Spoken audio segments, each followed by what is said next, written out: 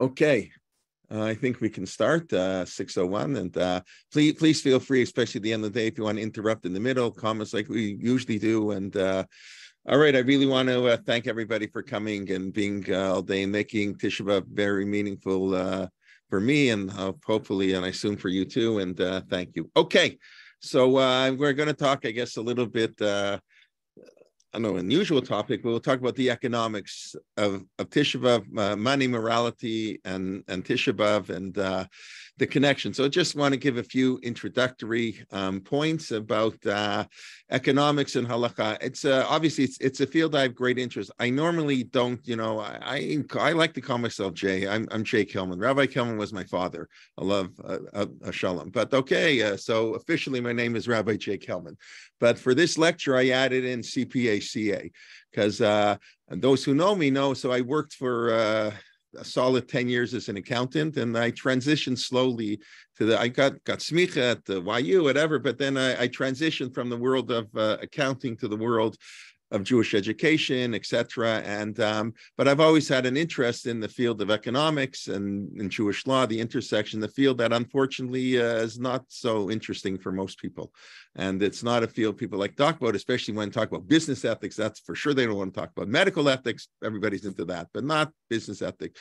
I really have to thank people like Rabbi Dr. Aaron Levine, my professor at Yeshiva University, really an amazing person, passed away too young, who wrote many books on economics and Jewish law, really one of the pioneers of the field. So I've always had an interest in the interaction, and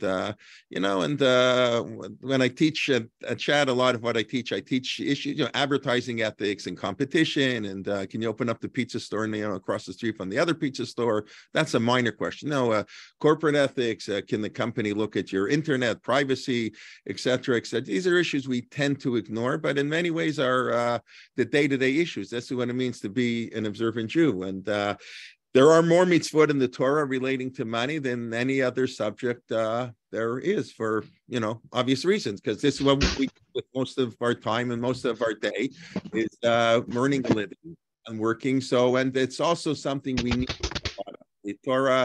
The Torah knows that without the guidelines of Torah, like we know that people are hungry, right? It's the end of the day, fast is almost over. But we're not going to eat because the religious injunction not to eat provides us. I can be really hungry. I won't eat not kosher food. But to have an extra piece of cake at the sweet table, that's a lot harder.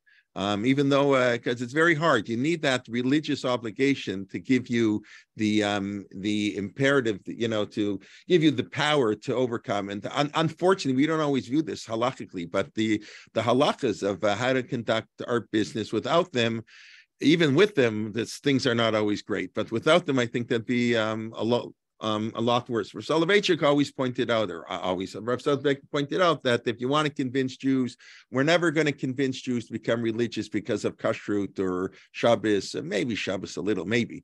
But the way to convince them is through honesty. That when you see a kippah on somebody's head, or you see a woman dressed, like an observant woman, and you know that you can trust them. That's the way we make a Kiddush Hashem, or sadly the way we make Achillel Hashem. Okay, that's obvious. People know this, but it has to be said sometimes.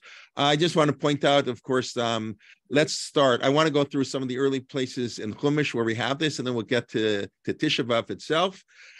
The rabbis tell us that the flood, the Mabul, Noach, happened because of Gezel, whatever that means, that the Gzar Dinam, that the final straw that broke the camel's back, that made God bring the flood, was the fact that people were stealing from one another.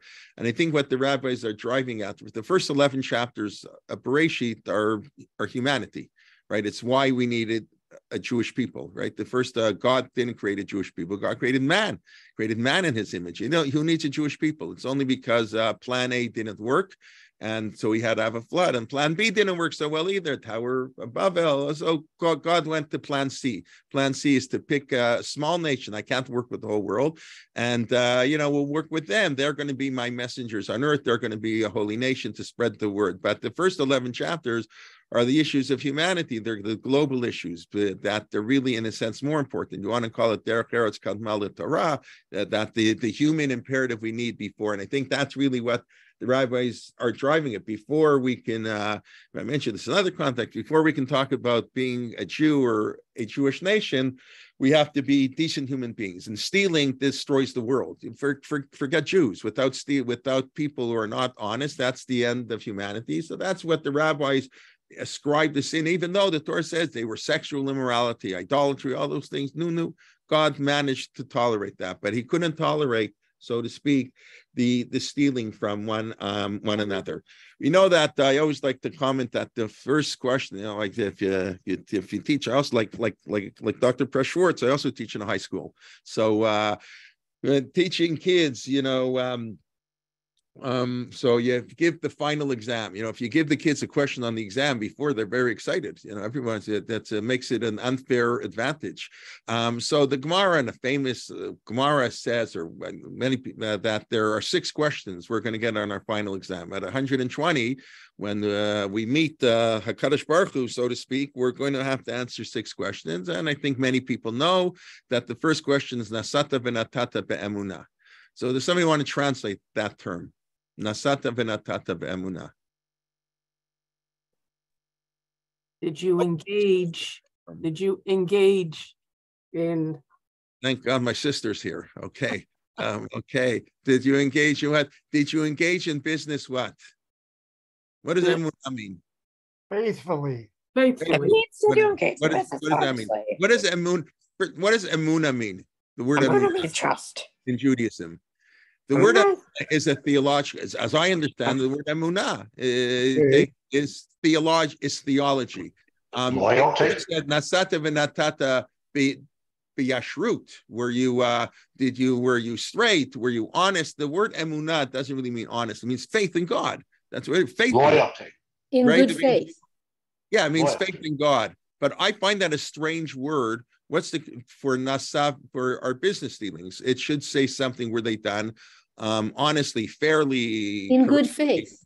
I'm sorry? In good faith. I mean, yeah, in good faith, fine. But I okay, fine. Maybe that's how we use the expression. But I mean, say, why do you use that expression?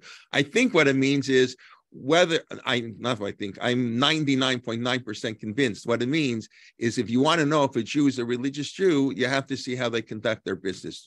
If you want to know I can say I believe in God, I can say I don't believe in God, but it's all meaning. You want to know if a person believes in God, not if they keep kosher, that they can be socially orthodox. That's what they do. They were brought up. You want to know if a person really believes in God. And belief in God is hard. It's hard to believe in God. It's hard to realize God is before us all the time. It's a hard mitzvah. It's not so easy to believe in God.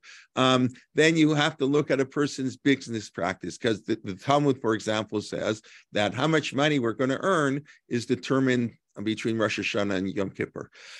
Now, obviously, if you don't work, so God will determine you won't earn so much money. But basically, it's determined how much money you're going to earn. I say all the time, listen, for every very wealthy business person, there are 10 people who are just as smart, graduate from the same schools, have the same everything, and they're not as wealthy. Because not everything, so much of our success is luck. It's being timing, the right place in the right time, right? COVID, you have a great business and you're finished. COVID, nothing to do with how talented you are, right? And outliers, Malcolm Gladwell in his book, though it discusses, if anybody has read the book, it's a fascinating book, that when you're born, right, the opening chapter, I guess I'm in Canada and came up before Take the Man or the Puck, right? Rabbi Pear was talking about in soccer, said in hockey, they teach you take the man, not the puck. So the opening chapter is how most hockey players in the NHL, at least when he wrote the book, 75% of hockey players were born in January, February, and March. Wayne Gretzky was born in January. It's very strange. It's very unusual. It should be a quarter of hockey players. Why 75%? So he said because the cut-up date, at least when the cut-up date for what grade you're in, for what league you play in, is December 31st. So when you're born January 1st, you're the oldest in your class. You're in the Pee Wee League or the Midget League, whatever they call it. You're the oldest. So when you're 6 years old playing hockey with somebody who's 11 months younger, you're going to be a lot better than that person's going to be. So what do? They take the talented people from that crew and they sort of, and they move them up to the elite league. So it's all luck. It's where you were born. And he goes through so many examples. The great lawyers were all born. The great New York law firms were created and Wall Street by Jews who were born in 1930, because Jews who were born in 1930 couldn't get jobs in 1955 in top law firms because they wouldn't hire Jews. So they had to go work in secondary law firms. Those secondary law firms dealt with money issues. That wasn't considered so And then Wall Street took off, so they became the top lawyers. And he discusses all kinds of cases like that. Total luck. So luck, and we have to work at it. Luck in our efforts. So that's a believer in God. What we call luck is God. So if you truly believe in God, what are you cheating for? How much you're going to make is determined by God, because it's not, no matter how hard you work, you're not going to do it all. So nasata v'natata be'emunah. You want to know if a person believes in God? Look at their business. Don't tell me how they daven and how they keep Shabbos. That doesn't prove anything. It's and the real hard issue. So that's very important. Also, what does the term masa umata mean? Masa umatan. That's also a very funny word for business. Masa umatan, that's the word we use. What does that mean? What does masa mean? It's the same word as a nasi. It means to lift up, to elevate. A nasi, asher nasi. The king is known as a nasi because he's elevated above people. Masa umatan means business is supposed to elevate us. Masa is to lift up. Matan is to give. Capitalism, right? How do we benefit? By giving to others. We interact with them by masa umatan. When we give to others, not matan, we're masa. Go up. So masa umatan is the Hebrew word we use for our business dealings. And emunah was your masa umatan, the way you interact, what you gave to other people, who you elevate, who you honor. Does that to show your belief in God? Okay, that's just something to think of. Of course, it's very hard. It's very hard. It's one of the 3 sins the Gemara says that we all do. The Gemara says, what is it? The Gemara says, mi'ut. It says, rob begezel. Most people steal. It's an amazing comment. Most people, it's impossible to be 100% totally honest. That's not possible. Miyut arayot, a minority of people are involved in sexual immorality. I don't know. I assume they mean adultery in this case. In other words, I remember Dr. Lamb once talking at Yeshiva University, and of course, when it was the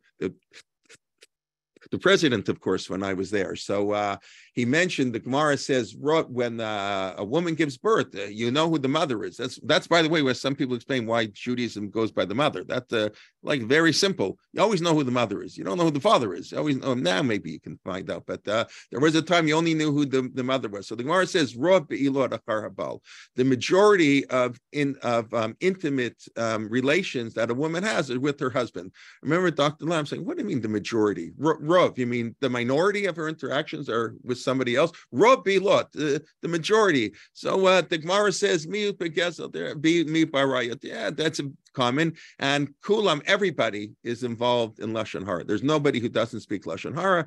And then the Gemara says, okay, abak lashon hara. Abak lashon hara means it's the dust of lashon hara. That you say nice things, then you cause other people to say negative things. But whatever it is, our rabbis recognize, like I always like to point out, we're human beings and human beings sin, and it's okay. Don't get so depressed when you sin. Don't get so depressed, as Dr. Press was saying, that you can't feel Tisha B'Av. You're right. I don't know how many. I didn't feel, like crying in the morning. We go through the actions, and it's human. And our rabbis were well aware of our humanity, and it's normal. It's normal but they should be aware of it's important. Okay. Let me start. I'll share my screen a little bit. Just let me go here. And we'll read this pasuk that we read Lech Lecha, Parsha Lech Lecha. Avram has just gone, at this point has gone to Egypt because there's famine in the land. You want to call it the first exile of the Jewish people. God tells Abraham to go to the land of Israel. He doesn't tell him where to go. He tells him to go, and then he takes him to the land of Israel, and he's there.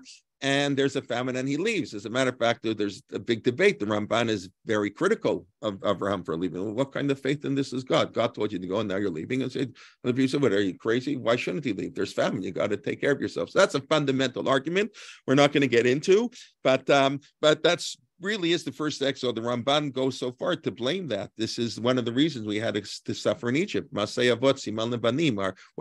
our patriarchs and matriarchs did is going to impact on the children.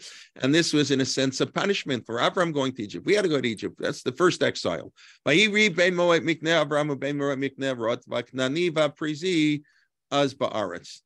So there was an argument between the shepherds of Lot and the shepherds of Abraham, and the Knani and the Perizi were still in the land. So anybody remember what Rashi says? Why does it say Knani Perizi as Ba'aretz? What's the connection? They're arguing the Knani and the Perizi are still in the land. So Rashi quotes that the Lot said, the shepherds of Lot said, "Hey, God promised you the land. I'm your only heir. You have no children. I'm going to inherit you. I'm your nephew."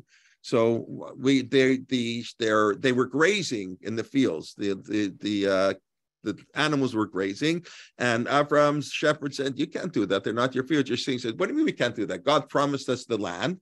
God promised us the land. I'm going to inherit the land." So it says, no. The Knani and the Perizi were in the land. It wasn't their land yet. It will be your land, but it's not your land yet. You have to do it. That's what Rashi. That's a pretty convoluted explanation, I think.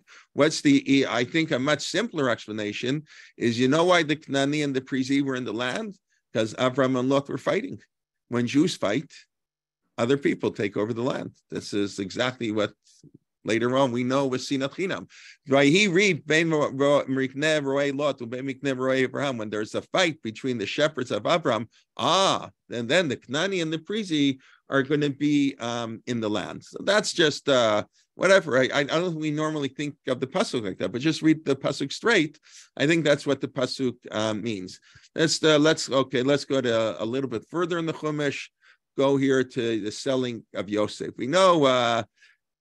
I guess we still feel the effect of the selling of Yosef. When we talk about Sinat Chinam, it's hard to think of higher Sinat Chinam, worse Sinat Chinam than the brothers, than almost killing your brother, selling him, throwing into a pit.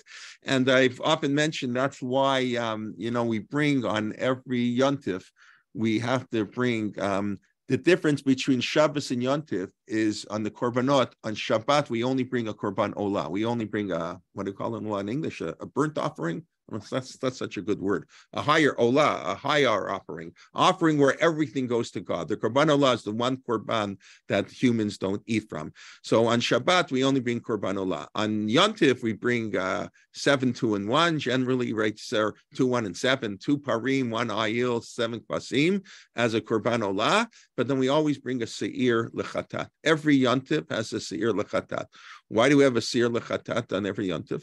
We don't have a chatat on Shabbos. By the way, that's why in the davening, the extra word ba'ava, that's in brackets. They say to only say on Shabbat. There's extra love on Shabbat because on Shabbat there's no sin offering. We only have there's complete love between God and the Jewish people. Yontiv, our interaction with God has to bring a sin offering. Why do we bring a sin offering on Yontiv?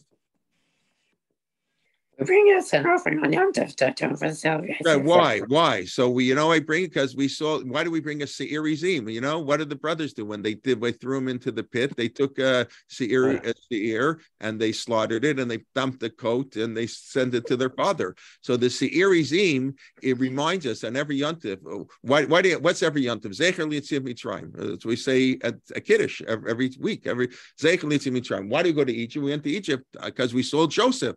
Why did we say? We saw Joseph seir izim because we dipped his blood we dipped his coat in the blood of a goat. So that's why we have to bring a korban chatat on every yontif. That's what we're reminded of. But it's interesting. What does Yehuda say? Yehuda says, Vayomer Yehuda alachav, right? Reuven says one thing. Okay, they sell him. That's one of the first things they learned. We had Nechama Leibowitz pointed out so powerful. They took Yosef, they threw him in a pit, and there was no water in the pit. Okay. The Torah is not interested in telling us they ate bread, they ate lunch. The Torah has no interest in telling us they ate lunch. But it's the cruelty. You throw your brother in a pit and you go on a picnic. Unbelievable. Unbelievable. Anyway, so Vayomer Yehuda Lachav, Ma Betza, Kina Roget Achinu. What's Betza? What do we gain? Kina Roget Achinu. So just why is it not coming up? So we'll go here to Rashi. So Rashi says, Ma Betza, Ma Mamon. What money? What money do we get? We're not going to make any money if we kill him. If we sell him, we can make some money, right? That's what the Al Mikram at that God can't forgive. They wanted to make money. In other words, the sin. That's what how Rashi interprets the verse. Yehuda said, "You know where we're going to sell him to Egypt? Because we can make money." Yosef was like a transaction. He's a business asset, and through that business asset, we'll make money. So this is just some of the. You see the impact of monetary fighting is how we ended up in Egypt. It's how Lot and Abraham had to split up. It's why they split and Lot goes to storm, and it's why the Canaani and the Prezi are still in the land. It's why the brothers sold Yosef. It's how we ended up in Egypt and all the problems that emanated from that. And we're starting to read this week's Sefer Dvarim, not last week. We're in the beginning of the Sefer Dvarim, and there are 5 books in the Chumash because there are five.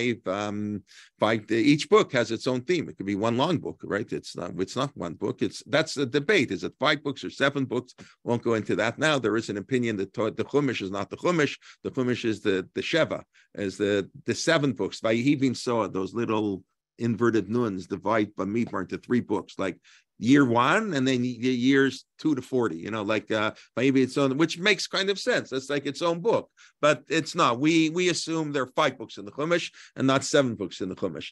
Anyway, so the 5th book of the Chumash is about preparing the Jewish people for Israel. This is what Tisha B'Av is about, exile from the land of Israel. It's all about preparing, and that's why what's the first story Moshe Rabbeinu mentions in last week's Parsha is Chet HaMeraklim. He doesn't mention Chet Egel. That comes next week. He'll mention Egel in Parshat Eikev. He'll mention Chet Egel. We know historically the Chet Egel came first, of course, but when we're talking about going to the land of Israel, which is what Sefer Dvarim is about, so obviously the Chet HaMeraklim, the sin of the spies, which of course is the origins, according to the rabbis, of Tisha B'Av. The reason we're all here today now, you're still here, is because the Meraglim brought back a bad report on Tisha B'Av, and the Jewish people cried. They didn't have faith in God, and God said, "Okay, atem b'chitem b'chiyah shel chinam. You cry for no reason. I'll give you good reasons for crying.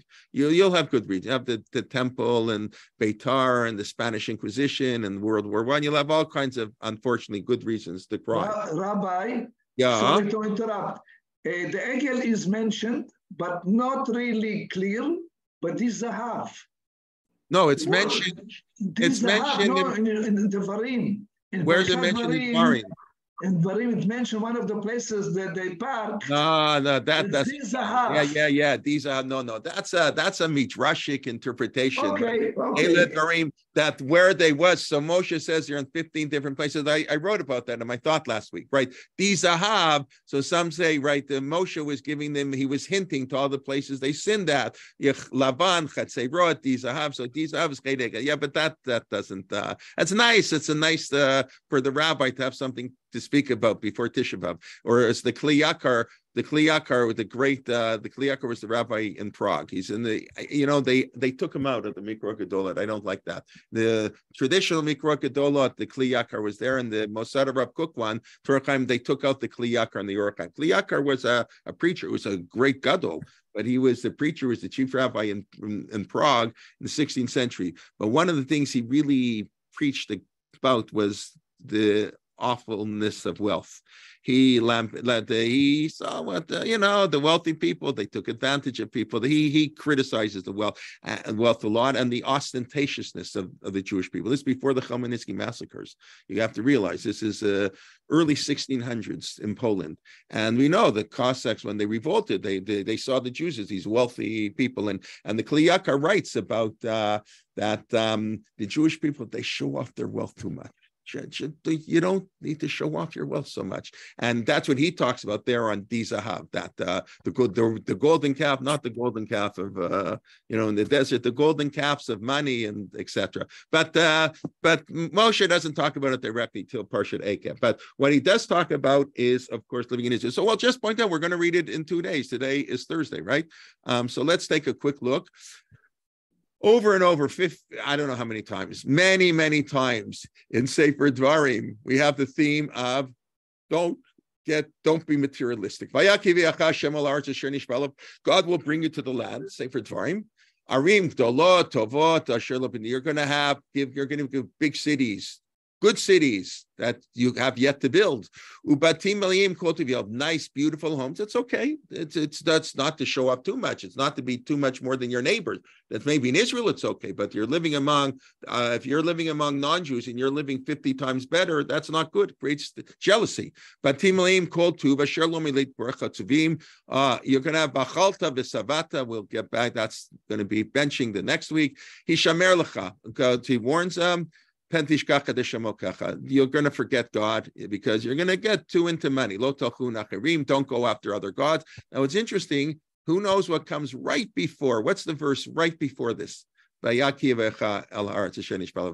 want to guess? Moshe is warning the people when you come into the land, it's nice to have big homes, but if it's too big, we're going to be in big trouble. Don't forget about God. You know what comes right before? You all know that. Ooh, Shema Yisrael, Hashem Elokeinu, Hashem Echad. V'ahavta et Shemecha. Wow. So the first paragraph of Shema is immediately followed by the notion we should love God, not love our money. We should. So that's you have in Parshat. This week we're going to read. Next week in Parshat Eikev, we're going to read Hishamer Lecha Pen Tishkach at Hashem Elokecha. Be very careful. Don't forget God. Pentochal v'savata, because you're gonna be full. You're gonna be everything's gonna be good. But Tim Tovim, Tiveh b'yashay, you're gonna have big, nice houses, and you're gonna have lots of money. Bakar son, good investments. Yeribum chesed v'sahav, your belach, everything. It's all gonna be great. But the danger of Ram Levavecha, you're gonna forget about God. Money can be a great blessing, but it should be a great blessing. But Moshe is warning about the great curse of money. Now, of course, this comes right after Birchat Hamazon. That's and then immediately Moshe says so. Now, very nice. Okay, I'll just say one comment. The Rashbam in I don't know if I'll go inside in a minute. Okay, the Rashbam was Rashi's grandson. He was the older brother of Rabbeinu Tam. And the Rashbam learned with his grandfather. The Rashbam, they're living in northern France. Rashi dies in 1104. I don't know exactly when the Rashbam died, but whatever, 40, 50 years later. And the Rashbam wrote a commentary. He didn't like his grandfather's commentary so much because his grandfather was too much on Drashot, too much Medrash. Rashi claimed he's rating Amshat, and there's a famous comment that the Rashbam writes in the beginning by Yosef, in the beginning of Parshat Vayeshev, right before the Yosef story. The Rashbam has a comment that, I told my grandfather, too much Midrash, and my grandfather agreed that if he had time, he would rewrite his whole commentary on the Chumash, according to the Pshat that renews itself every day. There's been a lot written what that expression means. And anyways, so the Rashbam has a comment on Sukkot. And he says, why do we have to sit in a sukkah? So let's take a quick look. I'll do it in English. I think it's pretty powerful, and we'll see what this has to do with Tisha B'Av. Then we'll start getting a little bit more into Tisha B'Av itself, I hope. Let me just find it. Okay. Where are we going? Here we are. Okay. Basukot teshvu shivat yamim. Kol ezrachi b'Yisrael yeshvu basukot. So where are we here? So you should know that God took us, we protect us. So I'll do this in English to make it easier. So the Rashbam says as follows: the plain meaning of the text. Okay, the meaning of the verse: construct yourself a festival of huts. You are to do this at the time when you gather in the produce, right? When do we sit in the sukkah? At the harvest time, right? That's what Lulav and the Etrog. Why? Because that's when we are celebrating our materialism. Filled with the good things the earth processes, grain, grape, wine, oil. This is done in order that you will remember that God took us in the desert for 40 years. We didn't own land, etc. Remembering this, you will have ample reason to be grateful to the one who's provided you with all your present wealth and comfort. Going to the sukkah is a way to thank God for our material blessing, to know what it's like to be homeless. We go to the sukkah to know what it's like to be homeless for 1 week a year, so we can appreciate and we can help the homeless. Remember, now we can be grateful. We complain about our homes, go live in the sukkah for a week.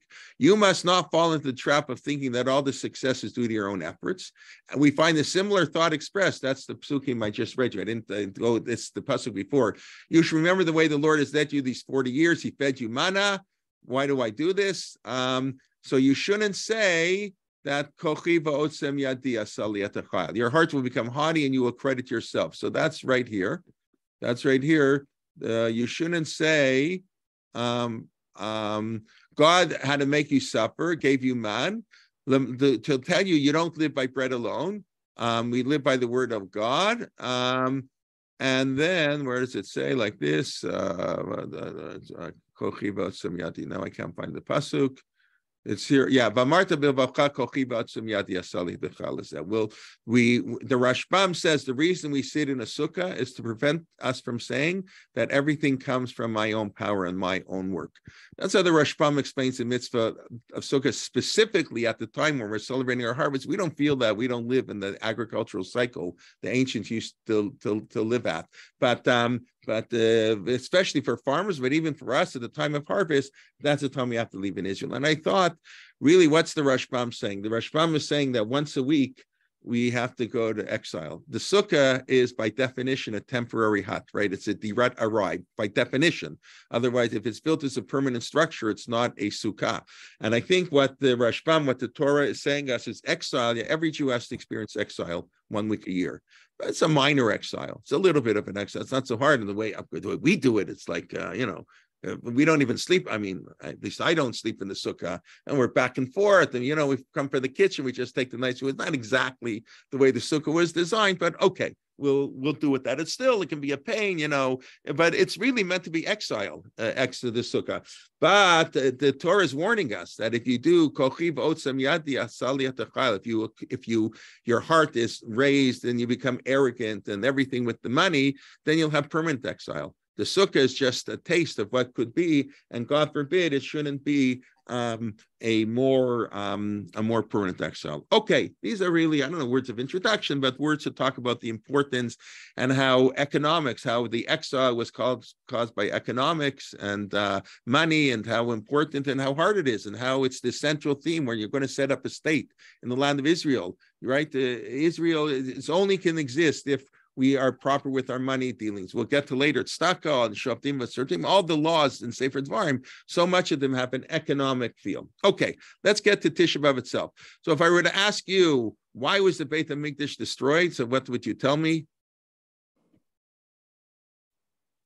Social justice. Social justice. Social justice. Okay, who else wants to give me some reasons? Don't be afraid to speak up. I won't bite. Sinat Chinam. Yeah, good. What else? It will be the three main Aveirot. The three main Aveirot, right? That's the first temple. The Gemara says idolatry, adultery, and murder. The first temple, right?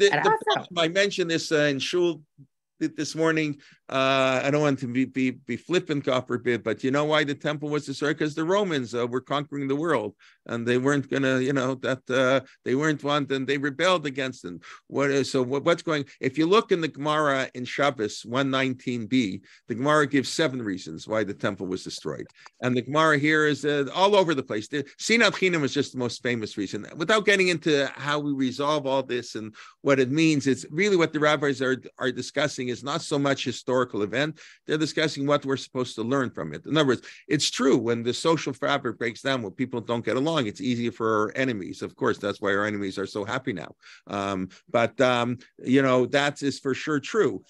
the rabbis weren't saying that was God punished us for that reason.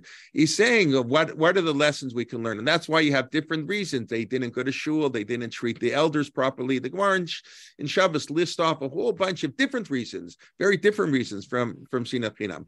So, but that's the most famous reason because that's the one we still are stuck with the most. That's the most dangerous, and that's the one we haven't learned anything in 2,000 years. I don't mean to be so cynical, but as the Gemara says, every generation that doesn't build the temple is as if they destroyed the temple. We have a lot to learn. As Rabbi Perez was talking about the introductions in C, for those who were here for his shiur, that's unfortunately the disease of the Jewish people. We have many wonderful qualities, but sinat chinam. So I want to show you now the Talmud Yerushalmi. And I wonder, and I don't know if it's significant that this appears only in the Jerusalem Talmud and not in the Babylonian Talmud. I'm not an expert in this field. I think there's I think in Israel now, there are some people who specialize. I consider a fascinating field, the differences between the Babylonian and Jerusalem Talmud. Now that we're back in Israel, that we know, for example, that there's much more arguments in the Babylonian Talmud. They argue much more. These rabbis, and all the machlokas, and we have there was a much calmer, and the Gemara itself talks about that. The people in Babel, they were like harsh to each other and cruel. The Gemara there was a different type of Torah. The Torah of Rav Kook is one, and I don't know enough about Rav Kook, but Rav Kook developed this idea of Torah Eretz Yisrael. There's a different Torah of Chesed, that is supposed to exist more in the land of Israel. So I wonder, I don't know if you'll take a look at this passage, and I just find it interesting that it does appear in the Talmud Yerushalmi, of all places in Masechet Yuma, which of course is where the Sinat Chinam Gemara appears, mind you. That Gemara in Sinat Chinam, but the Gemara in Yuma is talking about the 7 weeks before 7 days before Yom Kippur, they would prepare the Kohen Gadol. Okay, so the Gemara says, "Matzano shaloch harav abayit rishana sheyu avdim avodah zarah mekalim aretz shochet damim." That agrees with the Babylonian Talmud. The first temple was destroyed because of the 3 big cardinal sins of idolatry, adultery, and murder. V'chein b'sheni. Oh, that's a little bit different. Second temple also, same thing. They didn't learn much between the first and the second. Rabbi Yochanan ben Torta Maratin Shiloh Charva Shiloh. The reason Shiloh was lost because Mevazim, they didn't celebrate the holidays properly. Mechalim et HaKodashim, they didn't treat holiness. Nothing had sanctity. Like our society, everything is, there's a sense of sanctity to something. Okay. Then Aval B'Sheni. Okay, so very good. Okay, so again, the Migdash. We continue. Matzana Shaloch Harav Rishon El Shiu of Dima Vodazar Mekalei Arayot Shochi Damim. The 3 big sins. That's why it's destroyed. But in the second Torah, in the second temple, they did this. That's the Gemara in Yuma. The Bavli says very similar idea. The people observed Torah. Rabbi Perez was talking about it, etc. Ela Shayu Ohavim et Hamamon. You know why the temple was destroyed? Because people loved money. Wow. Shayu ohavim et hamamon. The reason the temple was destroyed, people loved money. V'sonim elu la'elu. And they hated one another. Sinat chinam. Now, is that 1 or 2 answers? The Bavli says the same thing. Sinat chinam is equated to idolatry, adultery, and murder. But let me ask you, is that 1 or 2 things? Is that 2 reasons? They loved money, A, and B, they see Sinat Chinam, or is that 1 reason? 2 reasons. 1. Yeah, okay, let's take a vote. Okay, why do I? So it sounds like it's 1 reason. It sounds like because the Gemara only comments on the second half. In other words, because they loved money, they hated one another. Right.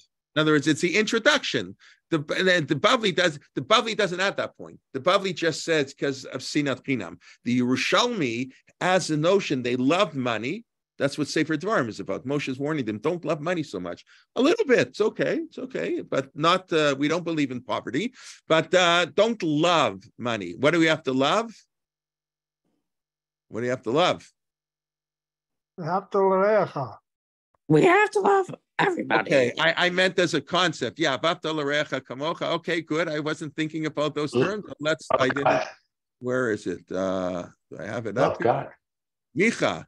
Here. We have to love God.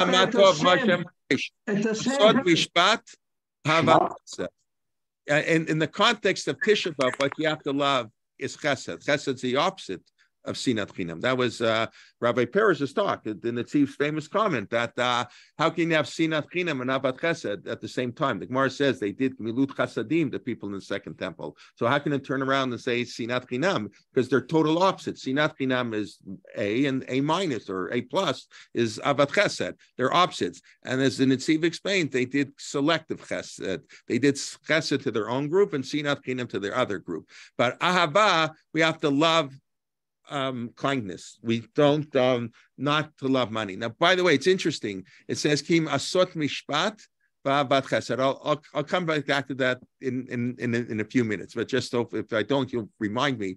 You have to love chesed. So what's the Gemara saying? If you love money, you're gonna hate people. Why? Well, why are you gonna hate people if you love money? Why can't I love money and love people? In other words, the Gemara seems to say because they love money, they hated people. Well, why? Creates conflict. Zero Money creates conflict, right? Okay, good. What else? Zero-sum game. It's a zero-sum game. So, right. So, in theory, it's not. I think that that's an excellent point. And that's capitalism believes money is not a zero-sum game. In other words, how does capitalism work? That we get rich together. Everybody, right? What's going on in the world, the whole populist movement against sort of the globalization. Yeah, you can, whatever. I'm not here to do it. When I sell a stock, I'm betting that somebody else, that it will go down, and he's betting that it's going up. That's true. In that sense, you are correct. But in business, the idea is that everybody gains. That when we produce more, when you have an economy with that, things are growing, everybody gains. That and that's the globalization. Yeah, our disparity between rich and poor is way worse than it's ever been. Distribution matters and how everybody gains. Look at the Hollywood strike right now. The top 1%, correct. The distribution has not been so well, and that's the populist backlash that's in so many places in the world. That even though on the whole, everybody has become way wealthier than they were. I mean, we've brought hundreds of millions of people have been brought out of poverty in the last 25 years because of globalization and free trade. It's been excellent. The distribution problem is a real problem. So, but in other words, in theory, money doesn't have to be something that creates tension, but in practice, as we say, it does. You want to say it's a zero-sum game? Okay, that often is true. I was thinking more along the lines that it creates jealousy. That if I love money, so, why does he make more money than I do, right? Everybody all the time, right? One of the worst things they did, I think they still do it. 25 years ago, Ontario came up with a really stupid idea that they're going to publicize every public sector worker who makes over $100,000 a year. So 25 years ago, $100,000 a year was okay. Today, you can't live in Toronto for under $100,000 a year. You can't afford to rent an apartment. I'm not even talking about buying a house.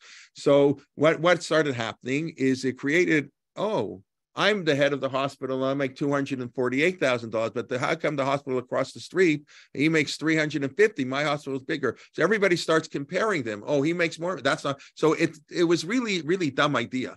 And then, what happens? How much do people want to get paid? They don't really care. They just don't want, within reason, they just don't want the other guy to get more. In other words, everybody, how do they do arbitration when they're fighting in baseball? Well, what did he make? What did the other guy make? We do that all the time. We compare our wealth to other people. Right? See, all the time when people grew up, my parents' generation, everybody lived in small homes and the porches, they lived next door to your neighbor. You didn't have a side yard. The houses were attached and it's a different world. Not like the suburbs we live in there in whatever that I live in, the private home. People were happier with much less. What happens? He has more, so I want more. I always like to quote my father, what he would always say in the Ezu Ashir Hasamech Bechalko, that I always say this is an economic.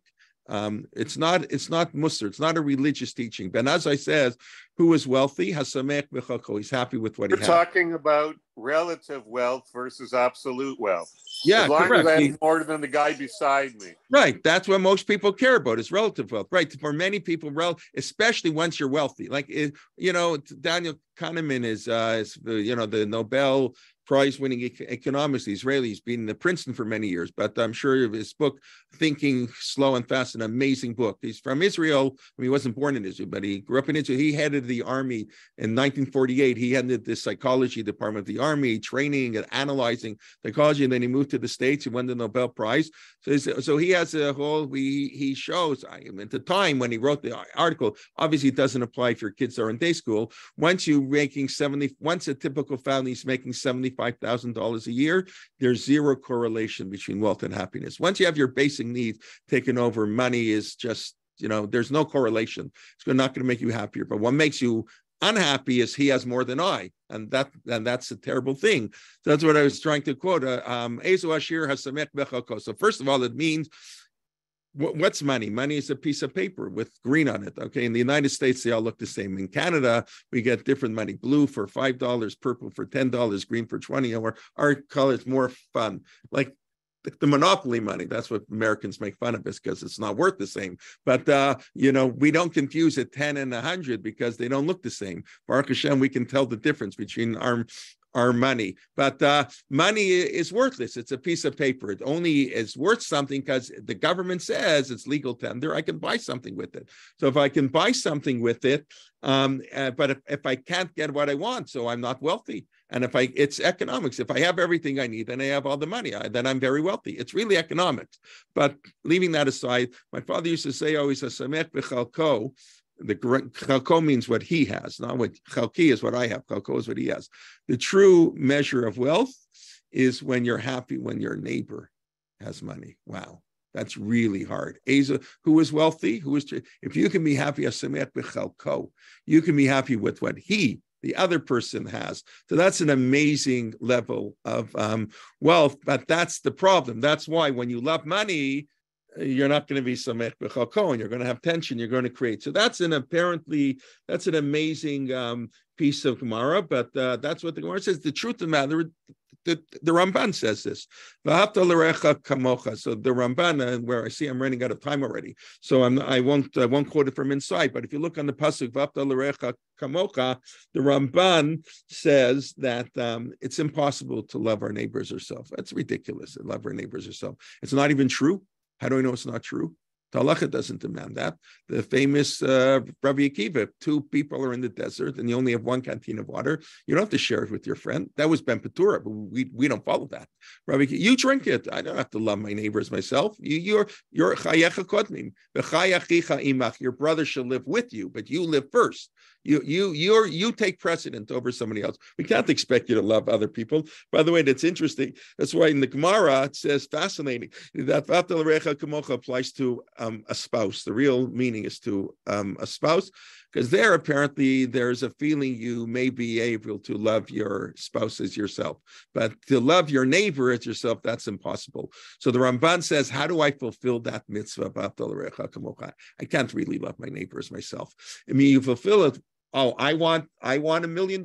I want a 4,000 square foot, whatever I want. So I want him to have a 4,000. I want a new car every 3 years. He should have a new. Whether you should want those things is a different question. But whatever you want for yourself, that's good. You should want for your neighbor. That's v'ahavta lirecha kamocha. You love lirecha. It's not v'ahavta reacha kamocha. It's lirecha, to love for him. Lirecha, to love for what you want for yourself, to love for him. That's to be happy with what other people have. If you can have that, then it's you won't have sinat chinam. But when people love money, that's what the Yerushalmi says. Then we're in trouble. It's going to lead to sinat chinam. So I mentioned before, you have to love chesed. But the pasuk says very interesting. It says asot mishpat. Do justice and love kindness. Why don't we love justice? Why does the pasuk say love justice and kindness? Chesed u'mishpat. Chesed u'mishpat. Why does it say do mishpat but love kindness? Why shouldn't I love mishpat? So I wrote about that a little in my Dvar Torah before Tisha. You know why? Because first of all, we don't love mishpat, because mishpat, sometimes you have to give a death penalty. Okay, so even we don't give death penalty. Wow. So sometimes you have to punish somebody. Sometimes you have to. A parent has to discipline a kid. A teacher has to discipline a student. The society has to send somebody to jail. That's very sad. You can't love that. You may have to do it. It's justice. It's asot mishpat. But you can't Rabbi, always. I'm sorry, Rabbi. But yes. we know that justice and love is not absence of punishment. Punishment is a necessary part of justice. And we know from Genesis 18:19 that Abraham was loved because of tzedakah u'mishpatim. No, because he will teach his children, right? God says, I'm choosing Abraham because I know he'll teach his children stakal mishpat. But there it doesn't say whether we have to love it. Micha says you have to love chesed, but you have to do mishpat. So I'm saying to do mishpat, I don't love to punish you. It's a form of justice I have to do. That's, I think, what you were saying. That is correct. The second point is sometimes justice isn't fair. That's what Lifnim Mishur Adin is all about. Sometimes justice, Yikov Adin etahar. The rabbis have an expression that the law pierces a mountain. Justice couldn't care less about anything. Doesn't care. We know in real life it's true. Somebody who was sexually abused as a kid is going to have problems, and those problems are going to manifest themselves. And we have to be considerate of that, and we can't treat them the same as everybody else.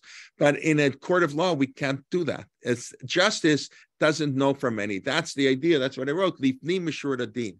Before you get the law is straight, Shurat Hadin. The law doesn't know from any kunzes. Everything is straight. No extenuating circumstances. Lifnim Mishur Adin. Back before, that's what you have to do. Justice is sometimes cruel. We all know that. The Torah is just, but the Torah, sometimes even Torah law is very unfair. The Torah is writing for the majority of the cases. There are people who fall through the cracks where applying the laws of the Torah is really, really cruel. And that's exactly what the Gemara of Rabbi Peres referred to, and I referred to yesterday, is that the Beit HaMikdash was destroyed because the Jewish people followed the laws of the Torah. That's what Rav Yochanan says. I'll show you the Gemara inside. Just very quickly. Let me share this, a famous Gemara. If it's review, I apologize. Or says like this, 30b, why is it doing here? Okay. So Amar Rav Yochanan, okay, I'll just do the last part. Amar Rav Yochanan, Lo chava Yerushalayim ela shadanu b'dinei Torah. Jerusalem was only destroyed because the Jewish people kept the laws of the Torah. This is such an amazing statement. So the Gemara is like incredulous. Ella dine demegazita, whatever. What is it? If they translate here arbitrary, what should you do? That's great. They follow Torah. Ella, no, it means ema, say. Hemidu dine al dine Torah. They said only the laws of the Torah, but they didn't do lifnim mishur din. They didn't go beyond. They didn't sometimes say, sometimes justice is unjust. Sometimes justice is unjust. What's amazing is, by the way, Rav Yochanan didn't say that. I find this amazing. Rav Yochanan could have said Jerusalem was destroyed because we didn't do lifnim mishur din. That's not what he said. He said Jerusalem was destroyed because we followed the laws of the Torah. He doesn't even say, I don't mean the law of Torah, I mean lifnim mishur din. That's the Gemara. The Gemara said he must have meant lifnim mishur din. But Rav Yochanan himself never said it. We're left with the statement that the temple was destroyed, not the temple. Jerusalem was destroyed because we followed the laws of the Torah. So that's just a very powerful statement. And I was thinking, it says here Jerusalem was destroyed. Yerushalayim. What's it? And by the Beit HaMikdash was destroyed because of Sinat Chinam. So I thought that what's the difference, right? Yerushalayim and the Mikdash. So, halachically, that's Rav Soloveitchik. That's a question today. Do you have to do Kriya? When you come to Yerushalayim? I don't know if Jews practice this anymore, right? This halakha is when you come to the Makom Hamikdash, you're supposed to rip your clothes because there's no Beit HaMikdash. That's why I think all the seminaries and yeshivas take them on Friday afternoon. It's a questionable heter whether that really works, but okay, we won't go there. They take them or Rosh Chodesh, so they don't do Kriya. So there's the Rav Zevin famously writes that on Arei Yehuda, you don't, after the 6-day war, you don't have to do Kriya because it's under Jewish rule, so you don't have to do Kriya. And Yerushalayim, so there's a debate. So I think Rav Tzvi Yehuda Cook felt you don't have to do it. Jerusalem's under control of the Jews. What are we ripping Kriya? We're very happy. And Rav Soloveitchik talked the more halachic, idea. Rav Soloveitchik said, no, Yerushalayim is only Yerushalayim if there's a Beit HaMikdash. The Yerushalayim is not Yerushalayim without a mikdash. Yerushalayim is the Makom HaMikdash. That's why it has kedusha. So if there's no kedusha, Yerushalayim is not Yerushalayim, and therefore halachically, Rav Soloveitchik said you'd have to create even Yerushalayim. No, I don't think anybody follows that. Whatever, for all kinds, for obvious reasons, but that's really the halach, and that's probably possibly would explain. I'm going to daven mincha after this year. I'm going to go to mincha, and of course, I'm not going to say the traditional nachem. I'll change what Rabbi Peres just pointed out. Change one word. How can you say ha'ir ha'chareva ha'bizuya believe on that? It's not true. There's 700,000 Jews living in Jerusalem. Don't we have hakaras hatov to Hakadosh Baruch Hu? How can we say that Jerusalem is desolate? It's a lie. It's a lie. And so that's why many people chose to change it. None of the Sidurim have changed it, not even Koren. I was a little bit disappointed that even Koren did not put in Nusach. I don't know why. Anyway, they didn't do that. Rav Soloveitchik was against changing it. That's correct. But even Rav Aaron Lichtenstein, his son-in-law, said and Rav Aaron lived in Israel. He said he can't accept this view of the Rav. He changed it.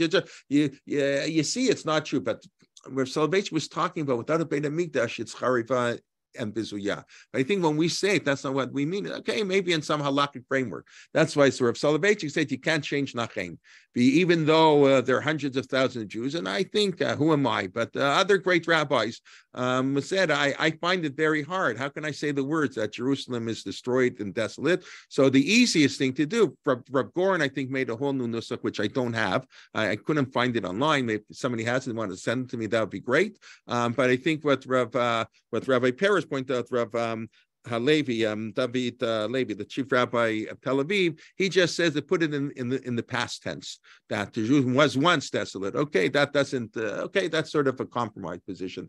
Anyways, but the Gemara says we lost Lifnim Mishur Hadin. I see it's getting late. Lifnim Mishur Hadin. We lost Yerushalayim and the Beit HaMikdash is Sinat Chinam. So to me, it appears it's two separate stages. Yerushalayim, okay, the Beit HaMikdash is much holier than Jerusalem. So we lost Jerusalem because we didn't do beyond the call of duty. That is Jerusalem, but we're not going to lose the temple for not doing Lifnim Mishur Hadin.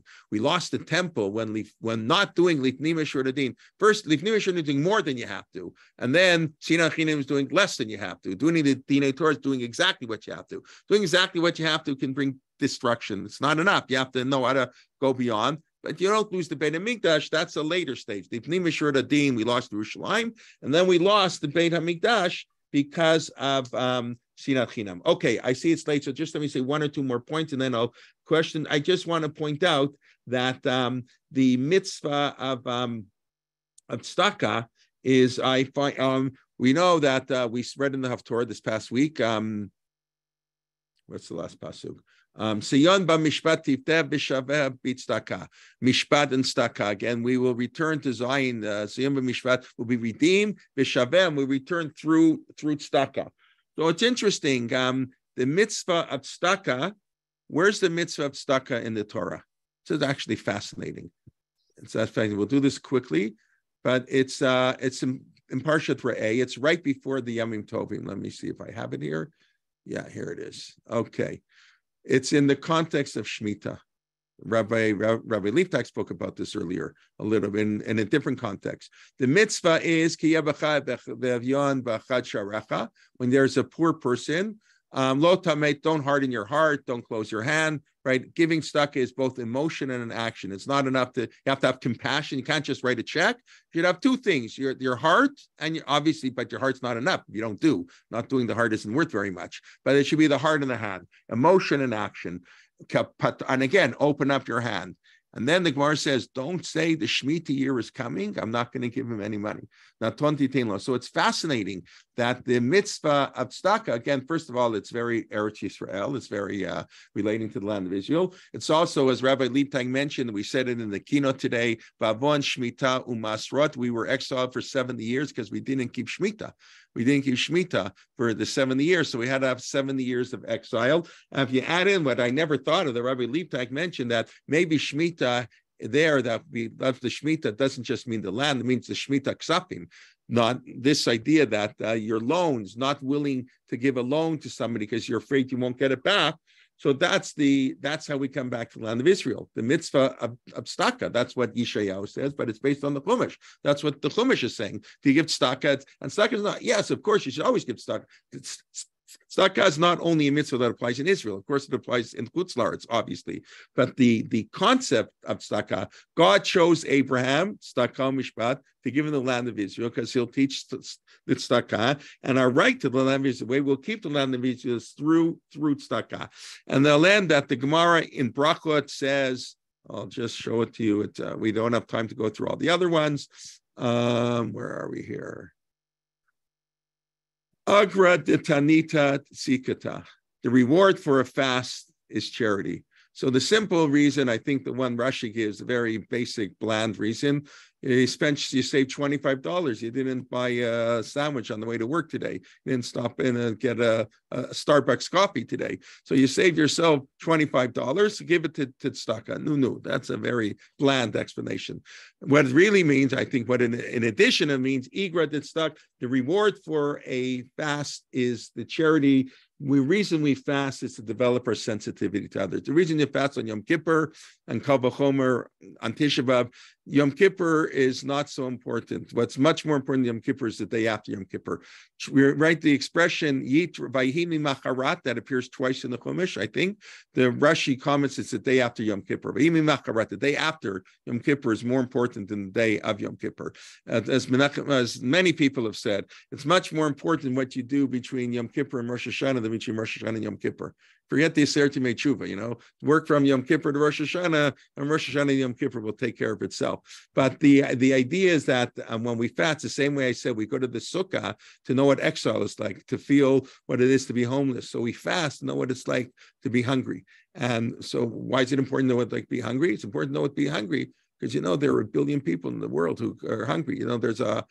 Thank God, again, it's a food distribution problem. It's not a food economic problem, but there are people who don't have enough food. And we have problems in Israel. Israel has very high levels of poverty.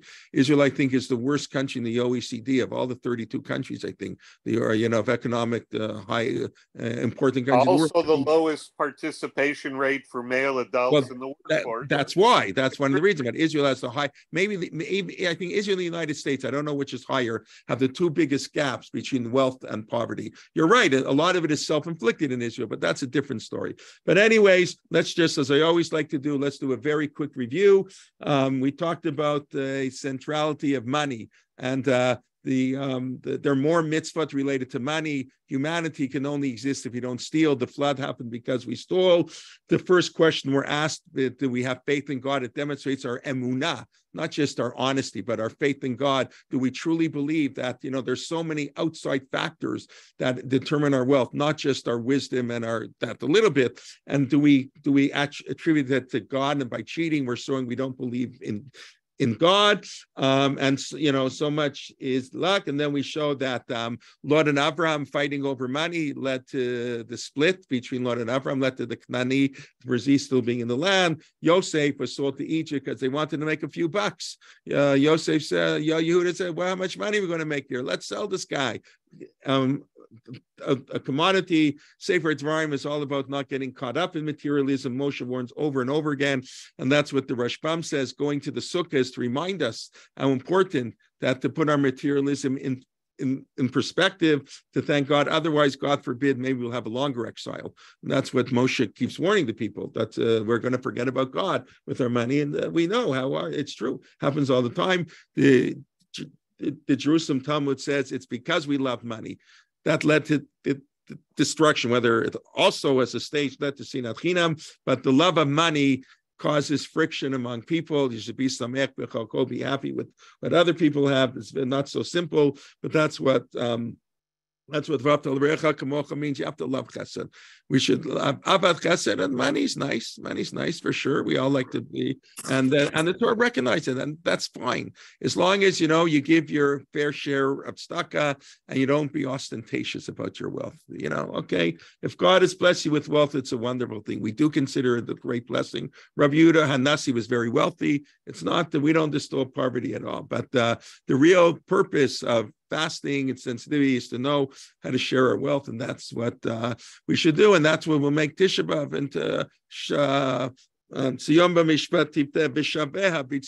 we should return to Israel, and the mitzvah of tzedakah is part of mitzvah Yishuv Eretz Yisrael. Even though it applies everywhere, it's in the context of Shemitah. It's harder to think of a mitzvah more dependent on the land of Israel than Shemitah, and that's the exact context of the mitzvah of tzedakah. So I want to thank you. By the way, we'll have our regular Siddur class tomorrow at 9:30. Everybody's invited. Those who there are more people now than normally come to the shir. Everybody's welcome. We're on Shema.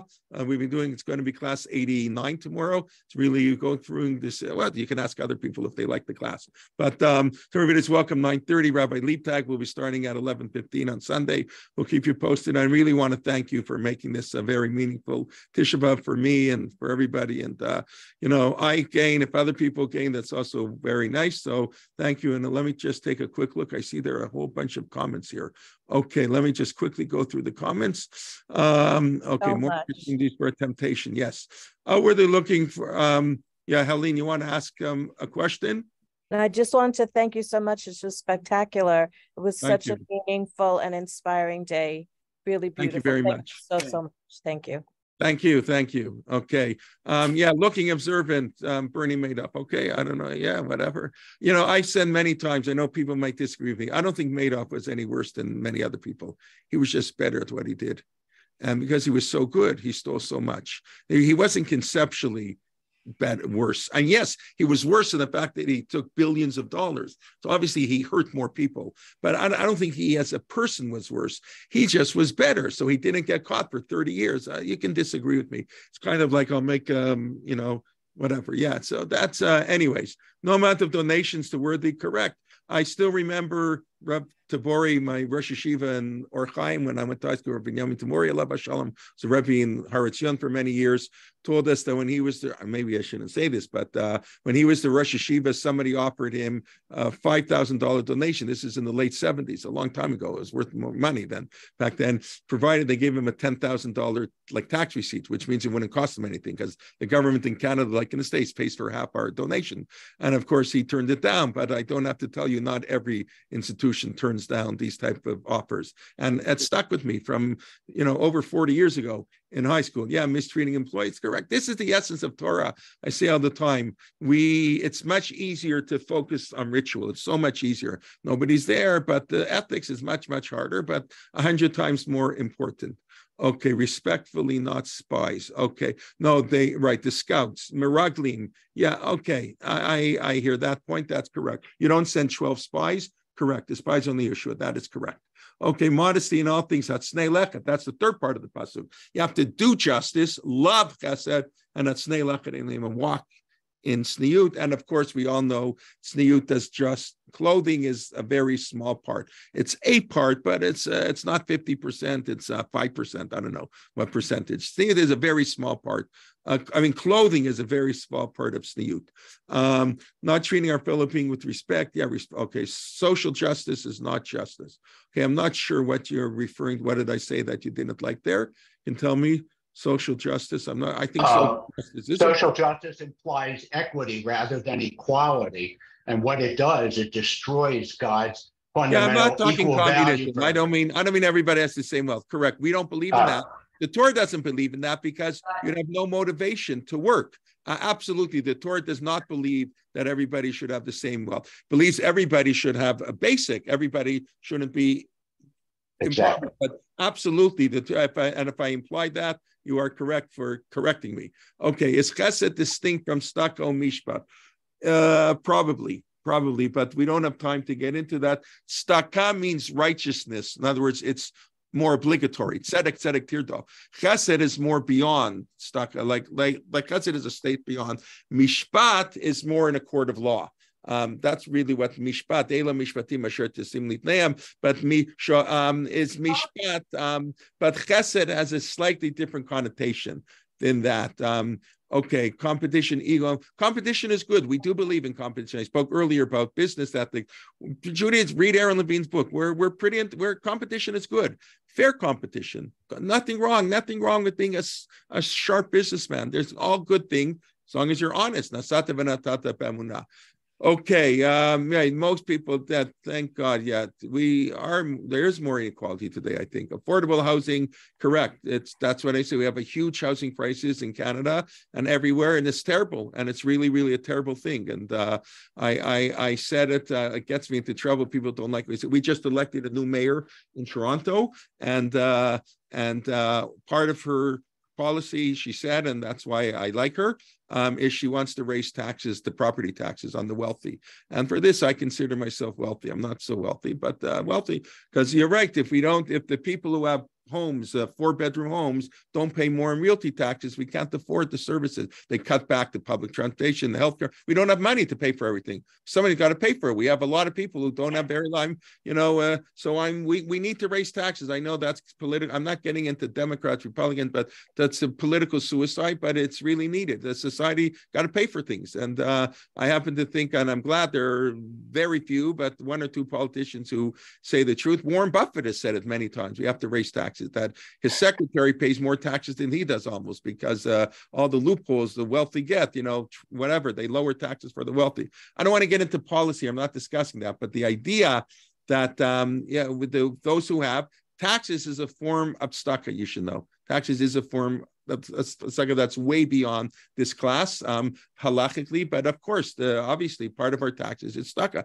especially in Israel. And how does that impact how much tzedakah you have to give? That's not for now. Okay, I think a person loves money. Be tempted, that's correct. To be a judge, I should have mentioned, thank you, Leah. One of the requirements of each of it's sonei betza. That's what Yitzhak said. He has to hate money.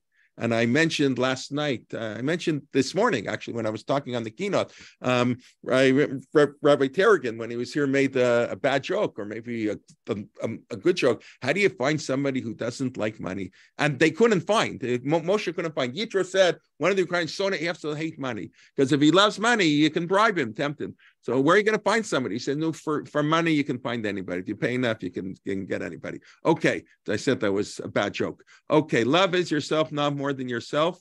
Right, not more than yourself, correct. Justice needs to be tempered by chesed 100%, but as I wrote, not in a court of law. In a court of law, it's strict justice. Kikadan gadol, you're not allowed to have any mercy in a court of law. That's what lipni mishur hadin means. Before you get to Shur Din, you have to solve the cases before. Rabbi Peres alluded to that also. Before you get to court, that's the time to solve all the cases. Because once you're in court, unfortunately, mercy, chesed is only outside of the courtroom. A courtroom is a courtroom. It's the rule of law, and that's all that applies there. Right? Mishpat is tough love. Okay, we don't have to do kriya, but it's still practiced by my community. I haven't been there a month. Very interesting. They call practice in Yerushalayim or only the Beit HaMikdash. I assume, Nicole, when we say it's still practiced to do kriya for those people, is that even if not at the Kotel, even Yerushalayim, I'm assuming that the Kotel. I don't think anybody does kriya at Yerushalayim, but maybe I'm wrong. I don't know. Never heard of the kriya custom. Okay, people, read the Maritz Chayitz, written in the back of the Gemara, Chages, I think they say in English, Chags, a fascinating character, fascinating. He's in the back of the Gemara, but wrote all kinds of fascinating things. So he has a whole chapter on laws that nobody observes. It's like such a fascinating chapter. He has all these halachas, which people, we know that everything depends on mazel. So one of the laws he says that nobody observes is they don't have in the front of their house on 18 inches by 18 inches. You're not supposed to plaster your whole house. You're not supposed to, when you walk into the house, the first thing you see is ugliness, a beautiful wallpaper, painting, and all. No, you have to have this ugly thing. And who has that? I don't have that in my house.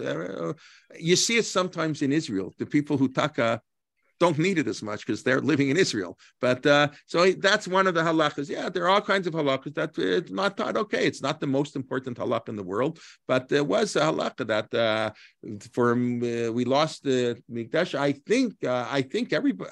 I don't know. Maybe I'm wrong. Maybe some people say because we have Yerushalayim, the halakha doesn't apply at all. Even the mikdash, I'm not sure. I'm really not sure. But in practice, a lot of people don't do it. However they get around it. Okay, neediness is not poverty. Okay. Males participating once. I don't know what that's referring to. Males participating once. I don't remember what I said, but please, you can remind me. That would be great. Nicole is pointing out the halacha kachu chayav yikro rabo. That's true. We don't do that either. when your Rebbe dies, you're also supposed to recruit. Even when an in-law, the halacha was people used to do a quasi-shiva when one of their in-laws died. We don't practice these things anymore. There are all kinds of halachas we don't practice. That's for another shir. Halachas that for whatever reasons are not practiced, and halachic poskim have given reasons why we don't practice them. Not that the Maritz Chaitz is writing he doesn't have a good reason. They just don't do it.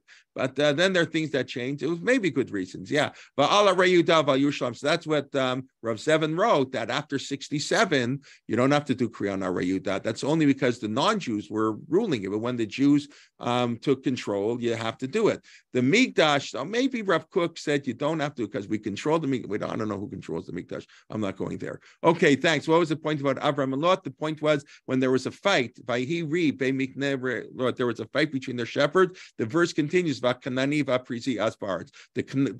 Canaanites and the Prizis were living in the land, and my argument was the reason what the pasuk is telling us is when Jews fight, foreigners live in the land. You want to get the foreigners thinker? There's an argument between Lot and Abram, and therefore Haknaniyat, not Rashi's convoluted. That's an additional layer of interpretation. But the basic meaning of the text is when Jews fight, the other people. Oh, you mean Yaakov and Lot? No, Avram and Lot. Avram and Lot. Okay, thank you. Okay, thank you all much. Thank you for all the thank yous. And yeah, it's okay. Like I said this morning, I probably violate a little bit of the halachas I probably learn things on Tisha B'Av I'm not supposed to learn necessarily, but I think we all do, and I think we all understand why it's a little important and whatever. I'm not gonna have other things to worry about more. Okay. Can you repeat what you said about Lot and Yaakov? No. I think I repeated that, I hope. If need me more, just let me know. Maybe less Abelut. Amen. Thank you. Okay, I'm looking. No. If someone is suffering is God's will, no, we don't believe in any of that stuff.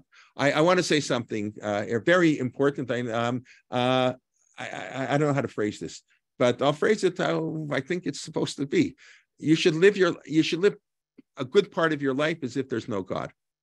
God doesn't exist. Because if you don't rely on God for anything, why do you have to build a fence? Right? The halach is if you have a flat roof, you have to build a fence. And Rashi has a famous thing. What do you mean? He's going to fall anyways. God decides he's going to die with or without the fence. You shouldn't be the instrument that he's going to fall. Your responsibility. What's the Torah telling us? Don't worry about God. Forget about God. God has his own calculation. You're sick. God wants you. Forget God. Go to the doctor. Get a vaccine. Do what you have to do. Don't tell me God. Forget about God. He's poor. That's God's will. Get out of here. That's God's will. No. Forget about God. Your will is to make the world better. Yeah, when you go to shul, you can think about God. Shivit Hashem, or I don't know if I quoted many times. It's in Dr. Avram's book, I can pull it out in the introduction, the book on medical ethics. On Shiviti Hashem L'Negdi Tamid, the Shulchan Aruch open should have God before us all the time. So I sort of, okay, but don't rely on God for anything. Ain't simple, but he quotes from the Tshuva Meyava. That was the student of the Noda Yehuda, Reflectless. I forget his first name. He quotes Dr. Abraham, who's one of the leading medical ethicists. So he has a commentary in the Shulchan Aruch where everything in the Shulchan Aruch puts in his medical ethics comments. So he quotes in the first halakha, the first page, Shivite Hashem L'Negdi Tamid, because that's in the first law in the Shulchan Aruch. Obviously, God. So he said you should interpret the word neged to be against, not aside, right? Like your wife is your Ezer Kenegdo. So then the Netziv says Ezer Kenegdo doesn't mean your helpmate. It means to be opposed to you. The best spouse, the best partner to have in a business and anything is a critic. They should two business partners and each one should have different strengths. In a marriage, the role of the husband and the wife is to improve the other person, and therefore to be Ezer Kenegdo. You help by going against. So he says the same thing. Shivit Hashem L'Negdi Tamid. Should always say God is against me. I have to fight God. God wants this person to be poor. No, God, I'm going to fight you. I'm not going to let this person be poor. You want this person to say, no, God, I don't agree with you. Shivit Hashem L'Negdi. God is opposed to me, and it's my job to finish this world. God created an incomplete world, and we have to complete it. Shivit Hashem L'Negdi Tamid. So I don't at all. I think it's very important. This idea when somebody financially, it may be God's will, but it's totally irrelevant. When you get to Shemaim at 120, you can ask God what His will is. Right now, don't worry about God's will. Just worry about what we have to do. Okay. Thank you. Okay, look both ways before you cross the street. Exactly. Thank you from LA. Okay. Thank you very much, everybody. It's still over 100 people, like 8 hours Thank late. you. Who is entitled to a free dinner for coming? Who's been here since 11 o'clock straight? Oh, Rona, nice to see you. My cousins from New York, beautiful. Okay, say hi to Ira and everybody. And okay, nice. Okay, so let me know. I'll have to give you when next time we're in New York. I don't know if what Tara had a baby last week. I don't know if I told you. Yeah. I'm sorry. We were just in New York. That's why I mentioned I saw Dr. Pressworth. Atara had a girl. Our daughter had a girl this week. We're joined now. We're members of the Grandparents Club for the first time. Very special. At the end of the day. So I just want to thank publicly. It's been on the emails, but really want to thank the Zeifman family. I should have mentioned earlier for they're sponsoring it in the program really in memory of Meyer and Sylvia Zeifman. Meyer Zeifman used to come every year on Tisha B'Av. We ran this program live in Toronto, and we should have good occasions to come together. And like we say, we look forward to Tisha B'Av being a day of joy, of real joy, not just the joy of learning Torah, but the joy of good things, celebrating. And Jewish people should come together. That's what Rabbi Perez was saying at the end.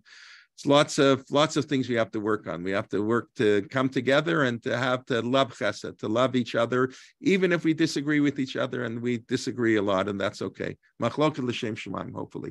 Okay, everybody. Have a wonderful day, and those who are up tomorrow morning, 9:30, my shir in the Siddur, 11 o'clock, Rabbi Liebtag, all the various shiurim, and now we're starting to put together our Elul program, always open to ideas and suggestions, and okay, I think we're going to end the Zoom call after about 8.5 hours, so wish everybody and meaningful, whatever, rest of the fast. And I'm not even hungry. That's the beautiful thing. I mean, I'm a little hungry. I wouldn't mind eating, but doing this makes me much easier to fast. So I want to thank you just for that. So, okay. Have a good night. Thank you. Okay. Bye-bye.